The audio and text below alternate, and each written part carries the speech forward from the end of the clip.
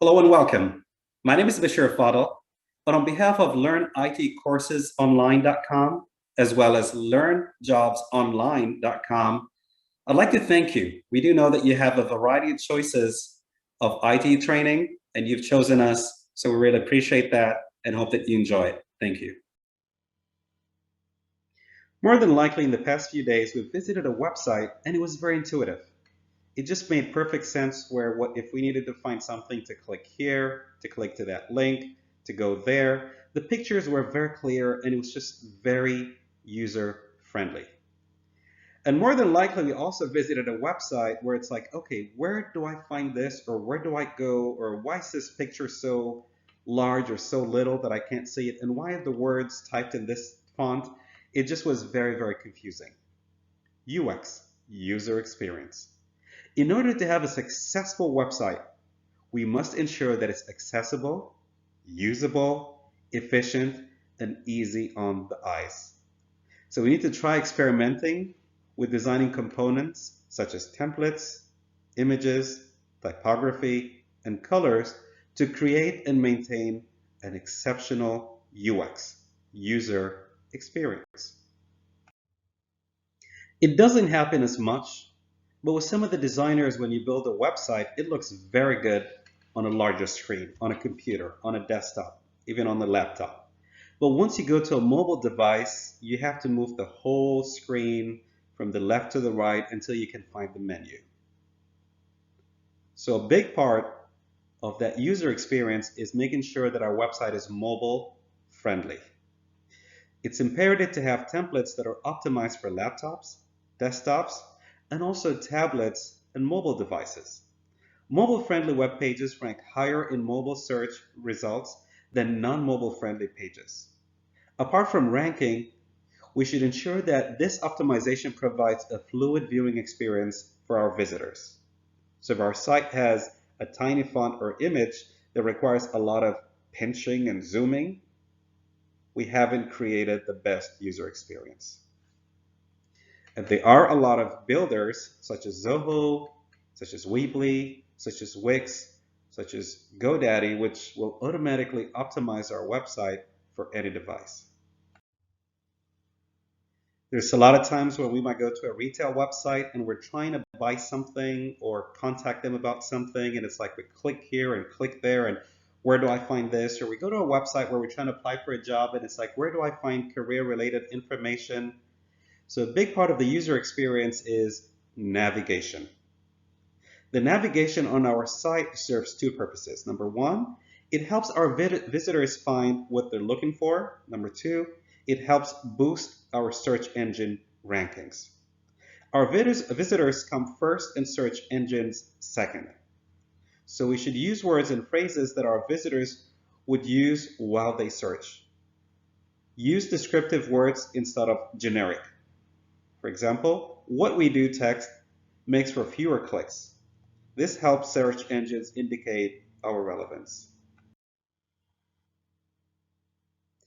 More than likely, you're on a website recently where a pop-up suddenly just popped up and asked you to subscribe, join the newsletter, or get something for free if you fill the form out. That's what we call calls to action, CAT. While creating buttons for our website, we should think about colors and the psychology behind them. Different colors evoke different feelings. Consider the message and feelings that you want to evoke in a user, such as trust or expertise, and then choose your colors wisely. A second thing to consider is the words that we use within our buttons. It should include an action word that motivates the user to act, a call to action. Choosing the right words creates a psychological trigger that prompts the user to click. No emotional connection means no action. So we need to make our words bold, time sensitive, and action oriented.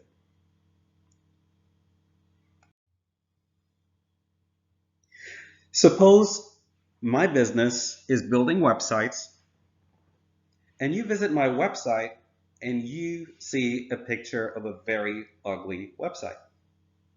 Suppose I'm a doctor's office and you come into my website and see pictures of people that are very, very, very sick, chances are you're going to run away from my website. So we need to use images very wisely. People across the internet are getting smarter and faster at judging websites. They can easily detect a generic or non-personal style of stock photography. Unfortunately, those associations reflect on our business and may decrease our visitors' trust. While stock photographs may be high quality, they often fail to create a connection between the user and the brand. Only images created specifically for our company are capable of conveying our brand, services, and products the way we want. So make them look professional in order to create trust with your visitors. It's very important to be creative with our websites, but one thing that people like to see is consistency. Consistency of a theme, a consistency of a subject within a website. So part of the user experience is consistency. We keep our website pages consistent. Consistency means using similar elements throughout our website.